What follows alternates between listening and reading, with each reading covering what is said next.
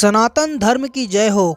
गौ माता ने बताया कि कौन से पाप इंसान को गरीबी की ओर ले जाते हैं। गौ माता की इस अद्भुत और पवित्र कथा को जो भी व्यक्ति ध्यान पूर्वक सुनता है उसके जीवन से सभी दुख और कष्ट सदा के लिए समाप्त हो जाते हैं। फिर उसे कभी भी गरीबी और समस्याओं का सामना नहीं करना पड़ता। प्रिय दर्शकों, यह कथा आपकी पारिवारिक परेशानियों का समाधान बन सकती है। इसे देखने मात्र से आपके परिवार की सारी समस्याएं दूर हो सकती हैं। नमस्कार प्रिय दर्शकों, हर हर महादेव। आप सभी का हार्दिक स्वागत है हमारे YouTube channel Kashi Vishwanath 5000 BC पर, जहां पर हम आपके लिए लाते हैं सनातन धर्म की अनमोल कथा और आध्यात्मिक रहस्य जो आपके मन और आत्मा को शांति प्रदान करेंगे। आज की कथा आरंभ करने से पहले आपसे एक निवेदन है। गरुड़ पुराण में कहा गया है कि जो भी कथा या शिक्षा बीच में छोड़ दी जाती है वह व्यक्ति के लिए पाप का कारण बनती है। इसीलिए कृपया इस कथा को अंत तक अवश्य सुने। यदि आप एक सच्चे सनातनी हैं और भगवान शिव भोलेनाथ में अटूट आस्था रखते हैं तो अभी इस वीडियो को लाइक करें, चैनल को सब्सक्राइब करें और कमेंट में हर हर महादेव लिखकर अपना समर्थन दिखाएं।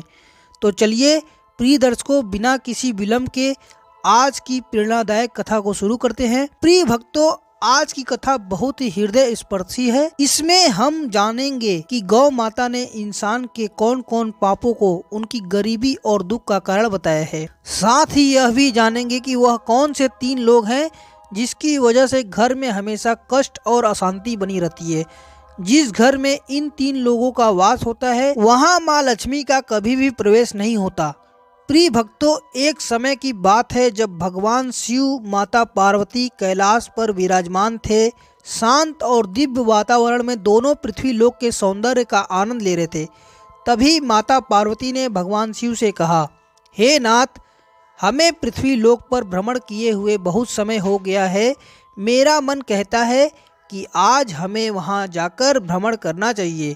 भगवान शिव मुस्कुराते हुए, हे उमा, तुमने सही कहा। आज हमें पृथ्वी लोक पर जाकर देखना चाहिए कि वहां पर क्या हो रहा है।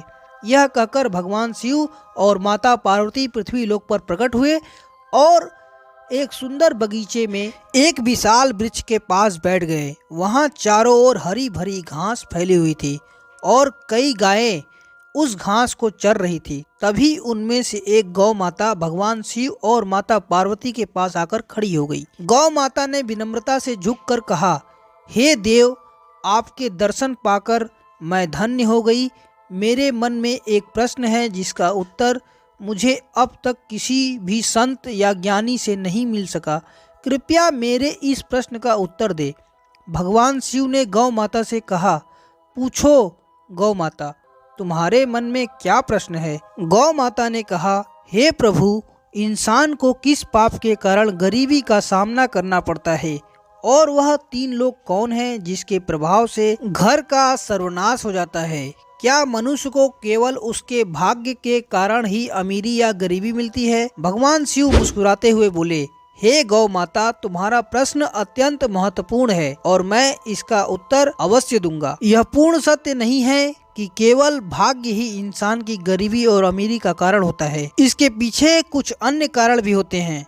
गौ माता ने कहा, हे प्रभु, कृपया मुझे विस्तार में समझाएं। तब भगवान शिव ने कहा, हे गौ माता, मैं तुम्हारे इस प्रश्न का उत्तर एक कथा के माध्यम से दूंगा जिससे तुम्हें सब कुछ स्पष्ट हो जाएगा। भगवान शिव ने कथा सुनाना प्रारंभ किया। यह प्राचीन काल की बात है। अवंतीपुर नामक एक नगर था जहां एक परोपकारी और विनम्र स्वभाव वाला व्यापारी रहता था। उसके 2 बेटे थे जो अपने पिता की तरह ही ईमानदार और दयालु थे। व्यापारी अपने दोनों बेटों के साथ परिवार में सुख और शांति से जीवन व्यतीत कर रहा था। व्यापारी ने अपने दोनों बेटों का विवाह धूमधाम से कर दिया। व्यापारी की दोनों बहुएं परिवार के प्रति बेहद ही समर्पित थी और घर के सभी कार्यों को मिलजुल कर पूरे उत्साह के साथ करते थे। साथियों, जब व्यापारी की छोटी बहू घर में आई तो ऐसा लगा कि जैसे उनके घर में स्वयं माता लक्ष्मी ने प्रवेश कर लिया हो। उसके आने के बाद व्यापारी के व्यापार में दोगुना लाभ होने लगा। उसके घर में कभी धन या अन्न की कमी नहीं होती थी। घर का वातावरण अत्यंत शांतिपूर्ण और सौहार्दपूर्ण था। व्यापारी के दोनों पुत्र मिलजुल कर रहते थे और दोनों बहुएं भी आपस में बड़ा प्रेम भाव रखती थी। घर का हर कार्य करने से पहले सभी परिवारजन मिलकर सलाह मशवरा करते थे और फिर कार्य आरंभ करते थे। व्यापारी का व्यापार दिन प्रतिदिन उन्नति कर रहा था। एक दिन व्यापारी ने अपने दोनों बेटों और बहू को बुलाकर कहा, पुत्रों, अब मुझसे व्यापार का काम संभालना कठिन हो गया है, इसीलिए आज से मैं यह जिम्मेदारी तुम दोनों को सौंपता हूँ। पिता की बात मानकर दोनों पुत्रों ने बड़े मनोयोग से व्यापार की बागडोर संभाल ली। व्यापारी को यह देखकर संतोष होता था कि उसका परिवार प्रेम और सद्भाव से रह रहा है। उसके दोनों बेटे व्यापार में निपुणता दिखा रहे थे और दोनों बहुएं भी घर में सुख शांति बनाए हुए थी। यह सब देखकर व्यापारी निश्चिंत होकर चैन की नींद सोता था। लेकिन दोस्तों, व्यापारी के सुखमय जीवन को देखकर नगर के अन्य लोग उससे ईर्ष्या करने लगे थे। वह सोचते थे कि व्यापारी का जीवन कितना आरामदायक और सुखद है। व्यापार दिन ब दिन प्रगति कर रहा है और उसके परिवार में कोई झगड़ा या क्लेश नहीं है। यह देखकर नगर वासियों के मन में जलन होने लगी थी। भगवान शिव ने गौ माता से कहा, हे गौ माता, जैसे एक बड़ी मछली तालाब में छोटी मछलियों को फलते फूलते देखकर भयभीत होकर उन्हें निगलने की कोशिश करती है, वैसे ही मनुष्य दूसरों की प्रगति देखकर उन्हें पीछे खींचने का प्रयास करता है।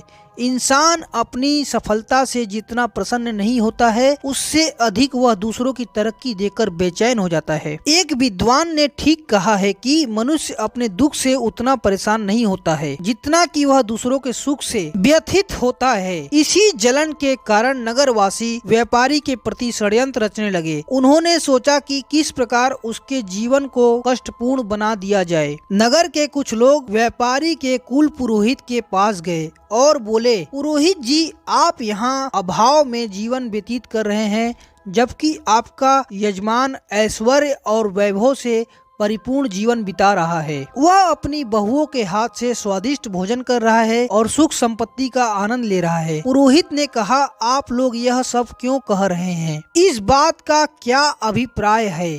तब नगर वासियों ने बताया, पुरोहित जी, याद कीजिए, व्यापारी ने आपको आखिरी बार अपने घर पर कब बुलाया था। अगर वह आपको यज्ञ और पूजा के लिए नहीं बुलाएगा तो आपकी आय कैसे होगी, आपको दान दक्षिणा कैसे मिलेगी? यदि यह स्थिति बनी रही तो आप और आपके परिवार को भूखा रहना पड़ेगा। पुरोहित ने यह बात सुनकर सोचा, यह तो सच है, व्यापारी ने बहुत समय से मुझे अपने घर आमंत्रित नहीं किया है। उसका जीवन सुखमय है, लेकिन मेरा जीवन कठिनाई से गुजर रहा है।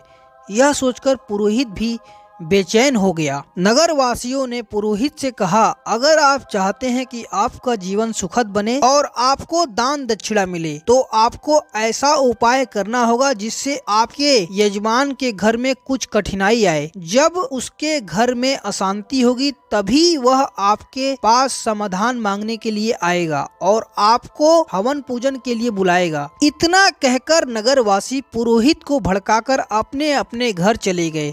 नगर वासियों की बातों से प्रभावित होकर वह पुरोहित चिंता में डूब गया और सोचने लगा, अब मैं ऐसा क्या उपाय करूं जिससे व्यापारी के घर में कलह और उसके व्यापार में हानि होने लगे। बाद में वह पुरोहित अपने गुरु के पास सलाह लेने के लिए गया और उसने कहा, हे गुरुदेव, कृपया मेरी सहायता करें। यदि आप मेरी मदद नहीं करेंगे तो मेरा परिवार भूखा मर जाएगा। जैसे एक मछली का जीवन तालाब के पानी पर निर्भर रहता है, वैसे ही पुरोहितों और पंडितों का जीवन भी उनके यजमानों पर आधारित होता है। यदि यजमान के घर में कोई समस्या नहीं होगी और वह हमें पूजा पाठ के लिए नहीं बुलाएंगे तो हमारा गुजारा कैसे होगा, हम धन कैसे अर्जित करेंगे। गुरु ने उसकी समस्या सुनकर कहा, हे शिष्य, तुम चिंता मत करो, मुझे बताओ कि तुम्हारी समस्या क्या है, मैं अवश्य इसका समाधान करूंगा। पुरोहित ने उत्तर दिया, हे गुरुदेव, मैं चाहता हूं कि व्यापारी के जीवन में कुछ समस्याएं आए और उसके घर में कलह हो और उसके व्यापार में हानि हो, तभी वह मुझे अपने घर पूजा पाठ के लिए बुलाएगा। गुरु ने ध्यान पूर्वक सुनकर कहा, हे शिष्य, व्यापारी के सुखद जीवन का मुख्य कारण उसकी छोटी बहू है। वह भगवान विष्णु और माता लक्ष्मी की नित्य पूजा करती है, जिसके कारण उसके घर पर दिव्य कृपा बनी हुई है। जब से वह छोटी बहू उस घर में आई है, तब से व्यापारी का जीवन धन्य धान्य से परिपूर्ण और सुखमय हो गया है। ऐसी धार्मिक एवं गुणवान स्त्री जिस घर में होती है, वहाँ कभी अभाव नहीं होता। यह सुनकर पुरोहित ने कहा, हे गुरुदेव, यदि ऐसा है तो क्या कोई उपाय है जिससे व्यापारी के घर में अशांति और व्यापार में हानि हो सके? गुरु ने कहा, तुम चिंता मत करो, तुम्हें बस एक सरल उपाय करना है। व्यापारी के घर जाओ और उससे एक पीतल का लोटा मांग लो। उस लोटे को तुम अपने घर ले जाकर रख लेना। जब तुम ऐसा करोगे तो कुछ ही समय में व्यापारी के व्यापार में हानि होने लगेगी और उसके घर में कलह शुरू हो जाएगी। उसके बेटे आपस में झगड़ने लगेंगे और उसके जीवन में कष्ट बढ़ जाएंगे। तब वह तुम्हें अपने घर पूजा पाठ के लिए बुलाएगा। गुरु की सलाह सुनने के बाद पुरोहित ने उनका धन्यवाद किया और अपने घर लौट आया। अगले दिन सुबह स्नान ध्यान करने के बाद वह व्यापारी के घर पहुंचा। व्यापारी उस समय घर पर आराम कर रहा था। पुरोहित की आवाज सुनकर वह बाहर आया और अपने कुल पुरोहित को देखकर अत्यंत प्रसन्न हुआ। उसने उसका स्वागत किया और कहा, आइए पुरोहित जी, इतने दिनों बाद आपके दर्शन हुए हैं, सब कुशल मंगल है ना? पुरोहित ने जवाब दिया, सब ठीक है, बस इधर से गुजर रहा था तो सोचा कि आपसे मिल लूं। फिर वह अपनी मीठी मीठी बातों में व्यापारी को फंसाने लगा। कुछ देर बाद उसने व्यापारी से कहा, मुझे थोड़ा पानी पिला दीजिए। व्यापारी पानी लाने के लिए जाने लगा, तभी पुरोहित ने कहा, पानी पीतल के लोटे में लाइएगा। व्यापारी मुस्कुराते हुए बोला, जैसा आप कहे पुरोहित जी। इतना कहकर व्यापारी अंदर चला गया। इधर उसकी छोटी बहू, जो अत्यंत चतुर और समझदार थी, वास्तु शास्त्र का थोड़ा ज्ञान भी रखती थी, जब उसने देखा कि व्यापारी पीतल का लोटा लेकर जा रहा है तो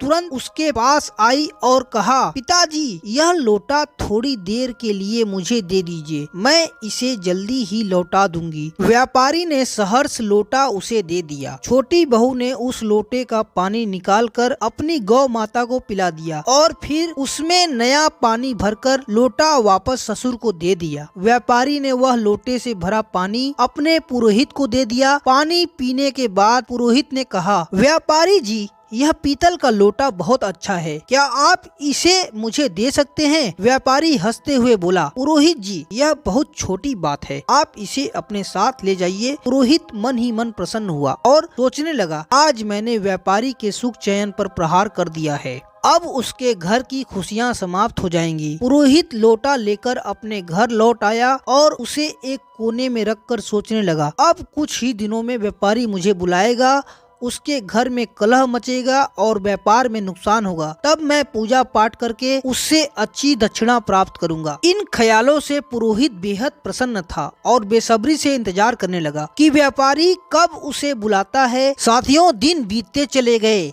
लेकिन 20 दिनों के बाद भी व्यापारी की ओर से कोई बुलावा नहीं आया।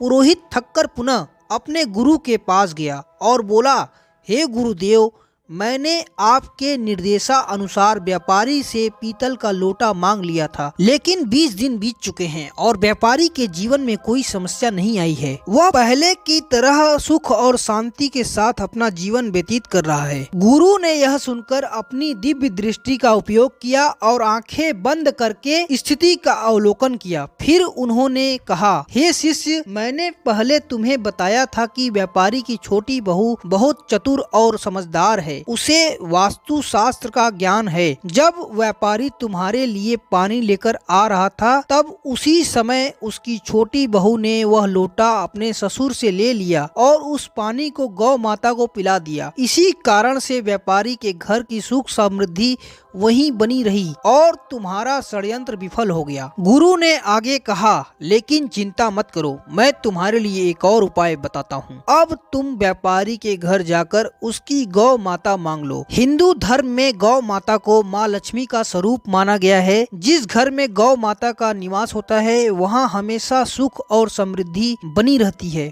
जैसे ही तुम व्यापारी की गौ माता को अपने घर लेकर आओगे, उसके घर में दुख और अशांति आने लगेगी। गुरु की बात सुनकर पुरोहित फिर से उत्साहित हो गया। उसने गुरु का धन्यवाद किया और घर लौटकर अगले दिन का इंतजार करने लगा। वह सोचने लगा, कल सुबह होते ही मैं व्यापारी के घर जाऊंगा और उसकी गौ माता मांग लूंगा, फिर देखता हूँ कि व्यापारी कैसे सुखी रहता है। अगले दिन सुबह सुबह स्नान करके वह पुरोहित के घर स्नान करने के बाद पुरोहित सीधे व्यापारी के घर पहुँच गया। व्यापारी ने दरवाजा खोला और अपने कुल पुरोहित को देखकर प्रसन्नता से उनका स्वागत किया। वह उन्हें अंदर लेकर गया और स्वादिष्ट भोजन परोसा। भोजन के बाद व्यापारी ने पूछा, पुरोहित जी, आज आपके आगमन का क्या कारण है? सब कुशल तो है? पुरोहित ने दुख भरे शब्दों में कहा, व्यापारी जी, इस समय मैं बहुत कठिनाई में हूँ। मेरे घर की गौ माता ने दूध देना बंद कर दिया है और मेरे छोटे बच्चों को दूध की अत्यंत आवश्यकता है। उनकी उम्र ऐसी है कि बिना दूध के वह जीवित नहीं रह सकते। इसीलिए मैं आपसे मदद मांगने आया हूँ। अगर आप मुझे अपनी गौ माता दे दे तो यह आपका बहुत बड़ा उपकार होगा। पुरोहित की करुणा भरी बातें सुनकर व्यापारी सोचने लगा, यह हमारे कुल पुरोहित हैं, इनकी सहायता करना एक पुण्य का कार्य होगा। गौ दान से मुझे बड़ा फल मिलेगा। ऐसा विचार कर व्यापारी ने कहा, पुरोहित जी, आप चिंता न करें, मैं आपको गौ माता दे देता हूँ। व्यापारी गौ माता को लेने के लिए जाने लगा। जैसे ही वह गौ माता को लेकर पुरोहित की ओर बढ़ा, उसकी छोटी बहू तेजी से वहाँ आई और ससुर को रोकते हुए बोली, पिताजी, यह गौ माता कहाँ ले जा रहे हैं? व्यापारी ने उत्तर दिया, बेटी, हमारे कुल पुरोहित आए हैं, उनकी गौ माता ने दूध देना बंद कर दिया है। वह हमारी गौ माता मांग रहे हैं, इसीलिए मैं उन्हें गौ माता दान देने जा रहा हूँ। छोटी बहू ने समझदारी से जवाब दिया, पिताजी, कृपया थोड़ी देर रुके, मैं अभी आती हूँ। वह अंदर गई और एक कटोरी में हल्दी और चंदन का रंग घोलकर लाई। उसने गौ माता की सींग पर वह रंग लगा दिया और शेष रंग को घर के मंदिर के पास रख दिया। फिर वह ससुर से बोली, पिताजी, अब आप इस गौ माता को पुरोहित जी को दे सकते हैं। छोटी बहू की समझदारी ने व्यापारी के घर की समृद्धि को एक बार फिर से सुरक्षित कर दिया। पुरोहित व्यापारी से गौ माता लेकर अपने घर लौट आता है और उसे खुशी खुशी अपने घर के आंगन में बांध देता है। वह सोचता है, अब कुछ ही दिनों में व्यापारी को अपने घर की समस्याओं का सामना करना पड़ेगा और वह मुझे पूजा पाठ करने के लिए बुलाएगा। इस विचार से पुरोहित मन ही मन प्रसन्न होता है और व्यापारी के बुलावे का बेसब्री से इंतजार करने लगता है। लेकिन कई दिन बीतने के बाद भी व्यापारी की ओर से कोई संदेश नहीं आता। पुरोहित को यह असहज लगने लगा। आखिरकार वह फिर से अपने गुरु के पास गया और बोला, हे गुरुदेव, मैं आपके निर्देशानुसार व्यापारी की गौ माता अपने घर ले आया, लेकिन अब तक व्यापारी के जीवन में कोई कष्ट नहीं आया है। वह तो पहले से भी अधिक सुख शांति से अपना जीवन व्यतीत कर रहा है। गुरु ने ध्यान लगाकर अपनी दिव्य दृष्टि से यह सब कुछ देखा और कहा, हे शिष्य, मैंने पहले ही कहा था कि व्यापारी की छोटी बहू बहुत बुद्धिमान है और चतुर है। उसने तुम्हारे षड्यंत्र को भांप लिया था। जब तुम व्यापारी से गौ माता मांगने गए थे, तब उसने गौ माता के सींग पर जो रंग लगाया था वही उसके घर की समृद्धि का कारण है। उसने उस रंग को मंदिर के पास रख दिया था, जिससे उसके घर का सुख वहीं पर बंध कर रह गया था। तुम्हारा यह प्रयास विफल हो गया। गुरु ने आगे कहा, लेकिन चिंता मत करो, अब तुम व्यापारी के घर जाकर वह रंग की कटोरी मांग लो। उस रंग कटोरी को अपने घर लाने के बाद ही तुम व्यापारी के घर के सुख शांति को समाप्त कर पाओगे। गुरु की बात सुनकर पुरोहित ने उसकी सलाह मान ली और व्यापारी के घर पहुंचा। उसने बहाने से व्यापारी से रंग से भरी कटोरी मांगी। व्यापारी उसकी बात मानकर कटोरी लेने अंदर गया। इधर व्यापारी की छोटी बहू पहले ही सतर्क थी। उसने उस कटोरी में रखे पुराने रंग को निकालकर उसमें नया रंग भर दिया। जब व्यापारी कटोरी लेकर बाहर आया तो उसने वही कटोरी पुरोहित को दे दी। पुरोहित रंग की कटोरी लेकर अपने घर लौट आया और खुश होकर सोचने लगा, अब तो व्यापारी का जीवन शीघ्र ही समस्याओं से भर जाएगा और वह मुझे बुलाने पर मजबूर हो जाएगा। लेकिन महीनों बीत गए और व्यापारी का जीवन पहले से भी अधिक सुखद और समृद्ध होता चला गया। थक हार कर पुरोहित फिर से अपने गुरु के पास गया और बोला, हे गुरुदेव, आपके कहे अनुसार रंग की कटोरी भी व्यापारी के घर से ले आया, लेकिन उसका जीवन पहले से भी अधिक सुखी हो गया है। ऐसा लगता है मेरे सारे प्रयास व्यर्थ हो गए हैं। गुरु ने अपनी दिव्य दृष्टि से फिर से सब कुछ देखा और कहा, हे शिष्य, व्यापारी की छोटी बहू अत्यंत चतुर और दूरदर्शी है। उसने तुम्हारे इरादों को पहले से ही समझ लिया था। उसने कटोरी में से वह रंग निकाल लिया जो गौ माता को लगाया गया था। इसी कारण व्यापारी का सुख समृद्धि अब भी उसके पास बनी हुई है। जब तक वह छोटी बहू व्यापारी के घर में रहेगी तब तक तुम व्यापारी का कुछ भी बिगाड़ नहीं सकते। अब तुम्हें किसी तरह से उस छोटी बहू को व्यापारी के घर के बाहर करना होगा, तभी व्यापारी के जीवन में कष्ट आएंगे। गुरु की यह बात पुरोहित को समझ में आ गई। उसने सोचा कि छोटी बहू को घर से निकालने के अलावा अब कोई उपाय नहीं बचा है। वह घर लौटकर व्यापारी के परिवार में फूट डालने और छोटी बहू को घर से बाहर करने की योजना बनाने लगा। अगले दिन पुरोहित चिंतित मुद्रा में व्यापारी के घर पहुंचा। व्यापारी ने उस पुरोहित को इस अवस्था में देखा तो पूछा, पुरोहित जी, क्या बात है, आप इतने परेशान क्यों हैं? पुरोहित ने गंभीर स्वर में कहा, व्यापारी जी, आपके घर पर बहुत बड़ा संकट मंडरा रहा है। यदि आपने जल्द ही इसका समाधान नहीं किया तो आपका सुखमय जीवन बर्बाद हो जाएगा। आपके बेटों को व्यापार में बड़ा नुकसान होगा और आपके परिवार पर विपत्ति का पहाड़ टूट पड़ेगा। व्यापारी यह सुनकर घबरा गया और चिंतित स्वर में बोला, पुरोहित जी, यह आप क्या कह रहे हैं? कृपया हमें इस संकट से बचने का उपाय बताइए। आप हमारे कुल पुरोहित हैं, जो भी आप कहेंगे हम अवश्य करेंगे। पुरोहित ने व्यापारी की घबराहट भांप ली और समझ गया कि वह अब उसके जाल में फंस चुका है। उसने कहा, इस संकट से बचने का एक ही उपाय है। पुरोहित ने व्यापारी से कहा, व्यापारी जी, आपकी छोटी बहू आपके परिवार के लिए एक बड़ा संकट बन चुकी है। जब तक वह इस घर में है, आपका और आपके परिवार का दुर्भाग्य दूर नहीं होगा। मैं तो यही सलाह दूंगा कि आप उसे तुरंत अपने घर से निकाल दें। पुरोहित की इन बातों पर व्यापारी को पहले विश्वास नहीं हुआ, लेकिन बार बार पुरोहित के जोर देने पर उसने उसकी बातों पर भरोसा करना शुरू कर दिया। व्यापारी ने कहा, पुरोहित जी, जैसा आप कह रहे हैं मैं वैसा ही करूंगा। आप बताइए कि मुझे अपनी बहू को कब घर से निकालना चाहिए? पुरोहित ने उत्तर दिया, व्यापारी जी, समय व्यर्थ मत कीजिए, जितना जल्दी हो सके उसे घर से निकाल दीजिए।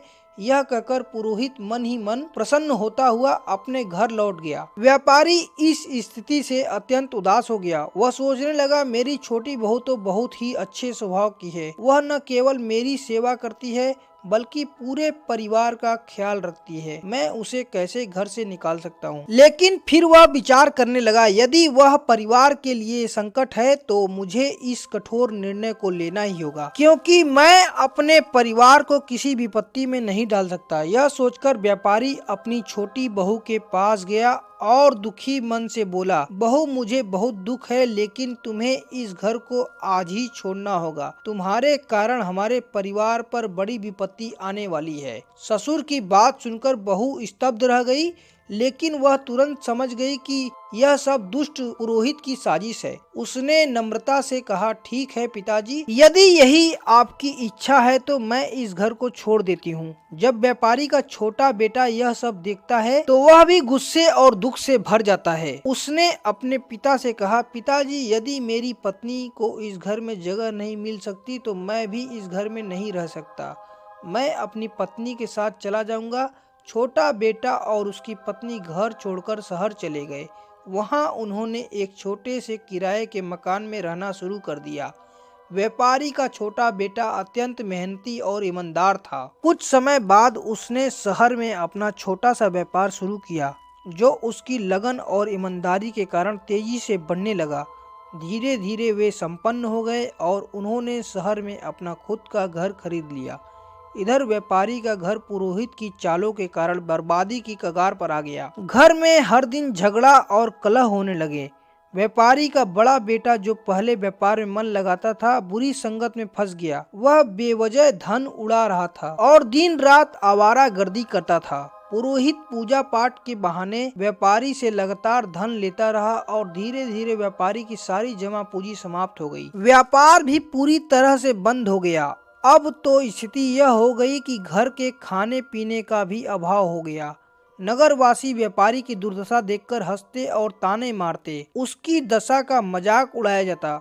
यह सब देखकर व्यापारी को आत्मग्लानि होने लगी। उसने सोचा, मेरी जिंदगी अब किसी काम की नहीं रही, आत्महत्या के अलावा मेरे पास कोई रास्ता नहीं बचा। इस विचार के साथ वह नदी की ओर बढ़ चला, लेकिन रास्ते में उसकी भेंट एक तेजस्वी संत से हुई। संत के मुख पर दिव्य तेज था, माथे पर चंदन का टीका था और उनके लंबे केस उन्हें अद्वितीय बनाते थे, जो वास्तव में श्री हरि विष्णु थे। उस व्यापारी को बचाने के लिए वहां आए थे। संत को देखकर व्यापारी ने उन्हें प्रणाम किया और उदास होकर आगे बढ़ने लगा। संत ने कहा, पुत्र ठहरो, तुम्हें इतनी चिंता क्यों हो रही है, क्या बात है? व्यापारी ने रुककर संत के समक्ष अपना पूरा हाल सुना दिया। उसकी बातें सुनकर संत बोले, हे पुत्र, तुम्हारे जीवन में परेशानियां उसी दिन से शुरू हुई जब तुमने अपनी छोटी बहू को घर से निकाला। संत महात्मा ने व्यापारी से कहा, हे पुत्र, तुम्हारे घर में यह संकट उसी दिन से शुरू हुआ जब तुमने अपनी छोटी बहू को घर से निकाला। वह साक्षात लक्ष्मी का स्वरूप है। उसकी भगवान के प्रति निष्ठा और नित्य पूजा पाठ के कारण तुम्हारे घर में सुख समृद्धि थी। संत की बातें सुनकर व्यापारी को अपनी भूल का एहसास हुआ। वह तुरंत शहर गया और अपने छोटे पुत्र के घर पहुंचकर अपनी बहू के समक्ष हाथ जोड़कर क्षमा मांगते हुए बोला, बहू, मुझे माफ कर दो। मैं उस दुष्ट पुरोहित की बातों में आकर तुम्हें घर से निकाल दिया, लेकिन सच्चाई यह है कि तुम हमारे परिवार की लक्ष्मी हो। जब तक तुम घर में थी, सुख समृद्धि और शांति बनी रही, लेकिन तुम्हारे जाने के बाद हमारा घर कलेश और दुखों से घिर गया है। हमारा व्यापार पूरी तरह से ठप हो चुका है। ससुर की यह बात सुनकर छोटी बहू ने विनम्रता से कहा, पिताजी, आप चिंता ना करें, मैं तुरंत घर लौटती हूँ। यह घर भी मेरा है, वह घर भी मेरा है। मैं पहले ही समझ चुकी थी कि पुरोहित ने हमें बाहर करने के लिए षड्यंत्र रचा था। फिर वह ससुर और अपने पति के साथ खुशी खुशी घर लौट आई। साथियों, इस संसार में कई लोग होते हैं जो दूसरों की खुशियों से जलते हैं और उन्हें बर्बाद करने का प्रयास करते हैं, लेकिन यह हम पर निर्भर करता है कि हम किसकी बातों पर भरोसा करते हैं और कैसे निर्णय लेते हैं। यदि हम गलत लोगों की बातों में आकर अपने ही परिवार को तोड़ेंगे तो निश्चित रूप से हमारा घर बर्बाद हो जाएगा और हमारी स्थिति दयनीय हो जाएगी। छोटी बहू के घर लौटने के कुछ ही दिनों के बाद व्यापारी का व्यापार फिर से चलने लगा और उसका परिवार एक बार फिर सुख शांति से भर गया। घर में खुशियां लौट आई और व्यापारी ने समझ लिया कि एकता और सही निर्णय परिवार की नींव को मजबूत रखते हैं। भगवान शिव ने गौ माता से कहा, हे गौ माता, मैं तुम्हें एक महत्वपूर्ण बात बताने जा रहा हूँ, ध्यान से सुनो। जिस घर में इन तीनों प्रकार के लोगों की बात मानी जाती है, उस घर का नाश सुनिश्चित है। गौ माता ने पूछा, हे प्रभु, वे तीन लोग कौन हैं? भगवान शिव ने कहा, पहला, जिस घर में अहंकारी और दुष्ट स्वभाव वाले व्यक्ति की बात सुनी जाती है, वहाँ निश्चित रूप से विनाश होता है। दूसरा, जिस घर में लालची, कुटिल और अनैतिक आचरण वाली स्त्री का प्रभाव हो, वहाँ धन कभी नहीं टिकता और वह घर सदैव दरिद्र रहता है। माता लक्ष्मी ऐसे घर में प्रवेश नहीं करती। तीसरा, जिस घर में बाहरी व्यक्तियों की बातों को अधिक महत्व दिया जाता है और उनके कहे अनुसार घर चलता है, वह घर बर्बाद हो जाता है। साथियों, इस वीडियो में सिर्फ इतना ही और हमारे साथ अभी तक बने रहने के लिए आप सभी का बहुत बहुत धन्यवाद। भगवान शिव आपकी मनोकामना पूरी करे। मैं आशा करता हूं आपने वीडियो को लाइक और चैनल को सब्सक्राइब कर दिया होगा। साथ ही दोस्तों, जाने से पहले कमेंट में हर हर महादेव लिखना ना भूलें। जल्द ही आपसे दूसरे वीडियो में मुलाकात होगी। सत्य सनातन धर्म की जय हो।